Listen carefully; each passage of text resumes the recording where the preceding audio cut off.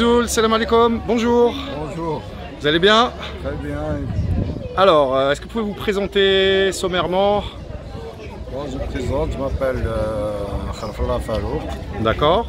J'exerce le métier de la pêche, je suis patron de pêche et aussi président de la chambre de la pêche et de l'aquaculture au niveau de la wilaya de Béjaïa.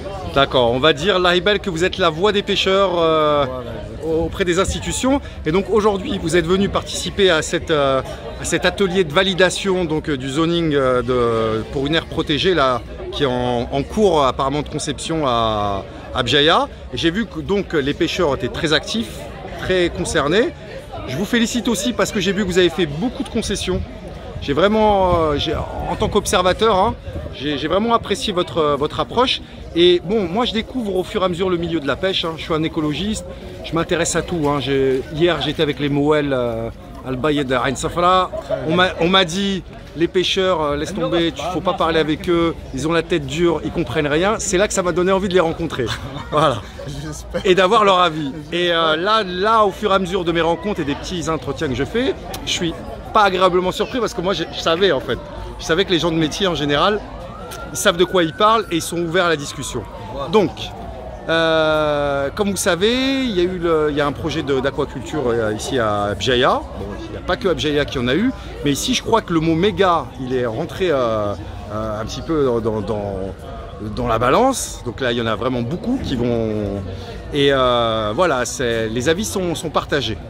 Moi, j'aimerais avoir l'avis des pêcheurs que vous représentez. Je suis sûr que vous en avez discuté avec eux.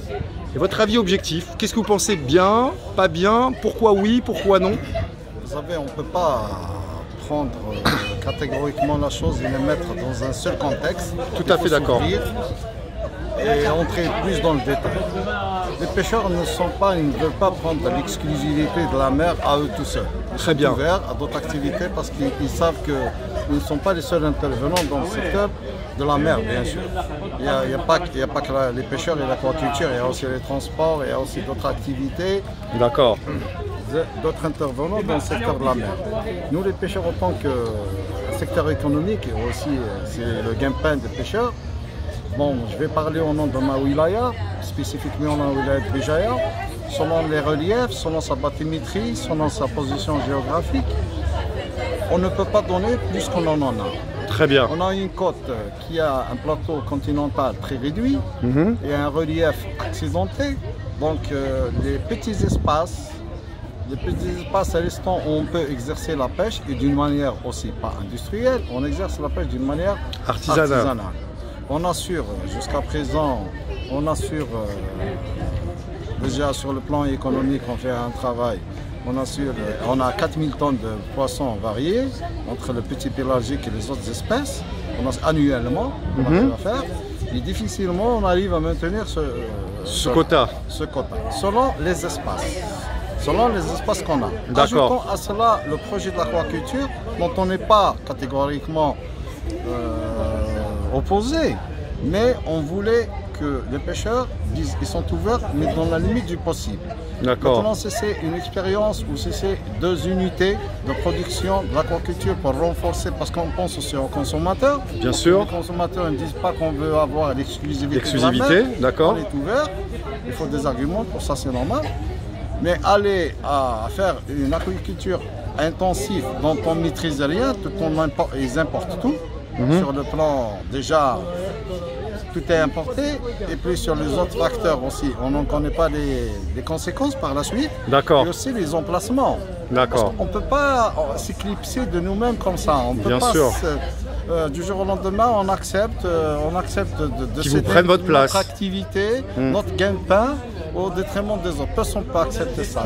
C'est combien de pêcheurs alors ici On a 1500 inscrits maritimes, ça c'est des postes d'emploi direct. D'accord. On a 500 postes indirects, c'est les revendeurs, voilà. Les poissonniers, etc., les grossistes et les mandataires. En gros c'est 500, ça veut dire qu'on a 2000 familles en tout. D'accord. Est-ce que vous ne pensez pas justement que le fait qu'on ait décidé d'en faire autant dans cette zone qui n'est pas faite, à mon humble avis, en tout cas des avis que j'ai recueillis, qui n'est pas faite pour supporter 15 fermes. Absolument. Est-ce que c'est pas un indice pour vous que justement que les gens qui vont gérer ça sont des gens qui connaissent pas la mer et qui connaissent pas la région? On est d'accord? C'est ce qu'on a compris, c'est ce qu'on a essayé d'expliquer, de faire comprendre qu'on est ouvert parce qu'on a l'habitude d'avoir des étiquettes que les pêcheurs ils veulent rien entendre. Oui, je confirme, mais c'est faux en plus. C'est tout à fait le contraire. Ouais. On est tout à fait ouvert, on est compréhensif, on sait qu'il y a un plan de développement national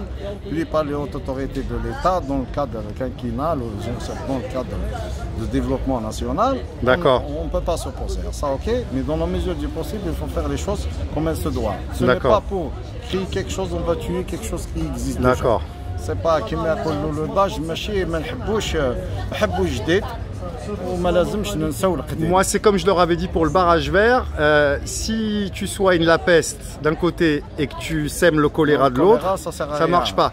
Bon, alors maintenant la question. 500 milliards de dinars. Imaginons comme ça que moi, je vous donne 500 milliards de dinars et je vous dis, faites-moi une pêche, organisez-moi une pêche durable, Abjaya, et essayez de voir, de créer des conditions qui feront que le poisson, même le prix du poisson, il baisse un petit peu. Comme vous feriez. Est-ce que cette somme vous suffirait par exemple? Largement. Voilà. On pourra faire pas mal de choses et maintenir, même parce que on va parler sur le côté de l'emploi par exemple. D'accord. La pêche, actuellement on a 2000 familles. Ok. Tous les projets de l'aquaculture, une ferme aquacole ne prend pas plus de 2 personnes. Une seule unité de pêche d'un petit palangre, d'un petit sardinier prend 12 personnes. Alors imagine-toi, on a 275 unités. Ouais. Et la dernière prend 4 personnes. Ouais. Donc on a des unités qui prennent jusqu'à 14-15 personnes par unité. Dont la moitié ce seront des Tunisiens ou en tout cas des gens, pas des bougiotes, je peux vous le garantir. Ça je le sais de source sûre. À Bijaya, si, on a. Si, quand même. On est ouvert à des étrangers, on profite bien sûr. Non, parce qu'ils ont l'expérience. En fait, le truc c'est qu'ils vont pas prendre de risques à prendre tout de suite et l'expérience, excusez-moi, hein, je vous le dis juste comme pour ça. L'aquaculture. Ouais. L'aquaculture, c'est vrai. Hein. Voilà. L'aquaculture, c'est des. Ils font Excusez-moi, appel à des étrangers.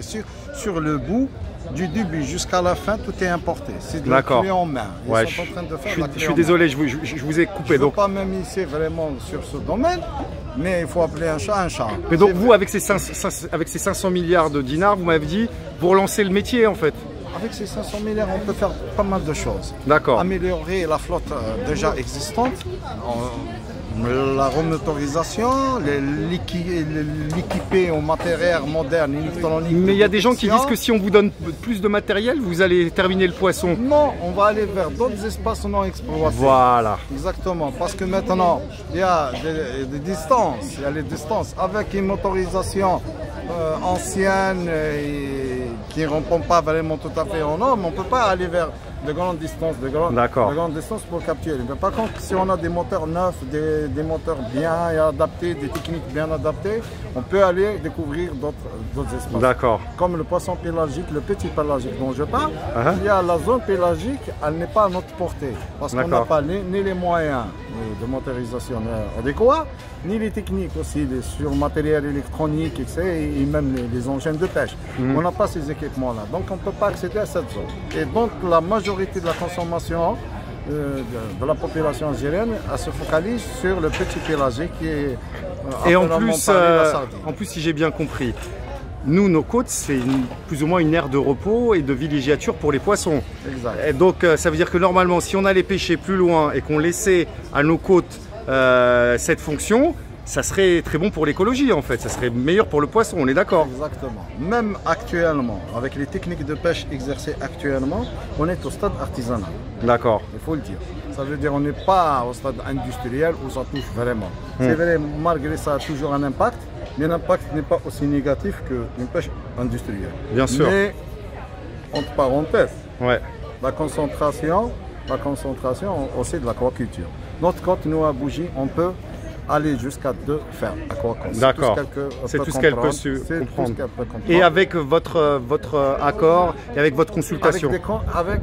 Et ces 2 fermes-là, c'est des concessions de la part des pêcheurs. D'accord. Autre question, est-ce que vous ne pensez pas aussi qu'en améliorant aussi vos conditions sociales, ça veut dire que vous ayez des mutuelles, que vous ayez en tout cas la possibilité que quand vous ayez de moins de bonnes pêches et tout, que vous puissiez quand même avoir des primes de, je ne sais pas si ça existe déjà, mais des primes de non-pêche, des primes de repos. Est-ce que même, je vais vous donner un exemple pour finir, un truc qui a été réussi avec les agriculteurs, avec certains agriculteurs. Moi, j'étais fondateur d'une association, Torba. Bon, j'étais pas l'acteur principal de ce projet, mais ils ont réussi à convaincre certains agriculteurs en lui disant voilà, nous, on est une trentaine de familles, on est des consommateurs, on veut consommer équitable, on veut consommer bio, on te paye à l'année. Ou en tout cas, on se met d'accord sur un prix à l'année, il n'y a plus de fluctuation du truc, on signe un contrat moral avec toi, on t'aide, parce qu'il y a le parc national aussi de Chelera qui est... Et toute ta récolte, tout ce que tu veux, on te l'achète directement. Toi, tu prends, on va dire, on va prendre la part du mandataire, on va la diviser en 3. Il y a un tiers qui va aller au pêcheur, c'est-à-dire il va pouvoir vendre son poisson un tiers plus cher que ce qu'il vend au mandataire. Le consommateur, lui, il va avoir un tiers moins cher et l'autre tiers, vous savez ce qu'on en fait? L'autre tiers, on le garde pour la mutualisation et en fait, elle va servir pour les moments où les récoltes sont mauvaises, où les pêches sont mauvaises. Et ben, grâce à ce fonds-là, on pourra indemniser le pêcheur ou on pourra garder, maintenir. Et l'intérêt, c'est que par contre, il y a un contrat éthique. On va demander aux pêcheurs, comme on va demander à l'agriculteur, de ne pas utiliser de produits chimiques, de respecter les... Parce que moi, je pense que mon expérience dans tous les domaines, c'est qu'en général, quand les gens, les locaux se mettent à attaquer leurs ressources naturelles, c'est parce qu'on leur a aussi empêché de vivre correctement. C'est-à-dire qu'ils n'ont pas le choix. Je pense que vous, en tant que pêcheur, vous connaissez la mer mieux que moi. Les générations futures, c'est vous, la première génération future concernée par le maintien du poisson sur vos côtes. Quand vous faites les choses, vous ne les faites pas par plaisir ou juste par makala, on est d'accord? Qu'est-ce que vous en pensez? Ben, vous tombez vraiment, vous avez soulevé un point crucial. D'accord. Parce que c'est vrai, le secteur de la pêche, il est laissé à lui-même. Il n'a aucune assistance. Il n'a aucune assistance. Les pêcheurs, s'ils ne sortent pas, s'ils ne pêchent pas, il n'a pas de quoi manger. Ouais, et c'est pas normal. Il n'est pas soutenu. Et surtout même les montages financiers classiques qui existent, ne répondent pas certains ne répondent pas aux conditions des pêcheurs et ne remplissent pas les contrats. À part des unités nouvelles, etc., ils ne financent rien. Justement, il y a eu, on est au stade embryonnaire, mais il y a une initiative dans le cadre de Blow Up, dans le cadre de Blow Up, une organisation internationale, de lancer justement, on a fait des réflexions sur la création des coopératives. D'accord. On a essayé de trouver, d'abord, dans l'agriculture, les coopératives, le statut juridique, l'ancrage juridique, il existe. D'accord. Chez les agriculteurs, mais pas quand chez les marins, chez les pêcheurs, non. D'accord. On leur a proposé justement de nous donner un ancrage juridique pour la création des coopératives. Ces coopératives-là, en quelque sorte, dont les pêcheurs vont bénéficier justement pour l'achat de leur matériel, avec les taxes qui vont être réduites bien sûr, et aussi permettre aux consommateurs d'avoir un produit de qualité, la traçabilité du produit de qualité et un meilleur prix. Et un meilleur prix. Parce en supprimant, là je vous parle de la pêche artisanale, hein, en supprimant un maillon qui est les spéculateurs. On va supprimer on est d'accord. Du consommateur, du professionnel à la coopérative au consommateur. Et cette coopérative-là, si elle arrive, par exemple, on commence comme ça déjà, la collecte du produit, la revente, et puis les achats du matériau dont a besoin, des filets, etc., dont a besoin le pêcheur, à des prix raisonnables et de bonne qualité. La coopérative peut lui ramener ça. Et aussitôt, avec réflexion, aller vers d'autres cieux dans la création justement des mutuelles, etc. Bah oui, ce qui manque réellement. C'est ce qui vous manque vraiment. Lorsqu'il y a une mutuelle, c'est vrai, ça met à l'abri la survie de ces gens, des pêcheurs. Donc, en conséquence, en contrepartie, ça protège la ressource, ça protège la mer des agressions non contrôlées des pêcheurs. Parce que pour finir et pour conclure, mon idée c'est qu'il y aura un contrat écologique avec le pêcheur et pour mériter sa mutuelle, il aura un permis à points et s'il respecte, tant qu'il respecte le contrat, il sera couvert parce qu'il s'occupera du bien commun. Je tiens aussi à vous informer d'une chose, ici en Algérie, à Bijaya surtout. D'accord. Les pêcheurs, ils ont fait beaucoup de concessions. J'ai vu. Aucune contrepartie. D'accord. Parmi ces concessions-là, les pêcheurs, avec déjà l'année en cours, avec le réchauffement climatique, etc., avec le nombre de tempêtes qui s'accentue et les mauvais courants et tout, donc les pêches sont maigres, il a accepté d'offrir les 4 mois de repos biologique sans être rémunéré. Il l'a fait pour son intérêt aussi. Il l'a fait pour l'intérêt, il l'a fait pour l'intérêt des c'est le bien commun, futures, voilà. Mais par contre, dans d'autres cieux, ces repos biologiques-là, ils sont compensés en contrepartie. Et c'est ce qu'il faut qu'on fasse. Or que nous, on a donné déjà ça, on a fait le premier pas, mais on n'a rien reçu en retour. Justement, jusqu'à présent, on a presque tout donné. Tout le temps, en espérant de recevoir. Eh bien, Inch'Allah, en tout cas, je vous remercie beaucoup, monsieur, pour toutes ces infos. 16 minutes, c'est pas mal, c'est un bon record. Parce que vous savez bien que les gens, ils regardent pas jusqu'au bout, c'est trop long. Mais là, en 16 minutes, là, on a bien abordé le sujet. Et je vous remercie et puis on se reverra. On aura le temps de faire des choses ensemble. Merci. Merci à vous.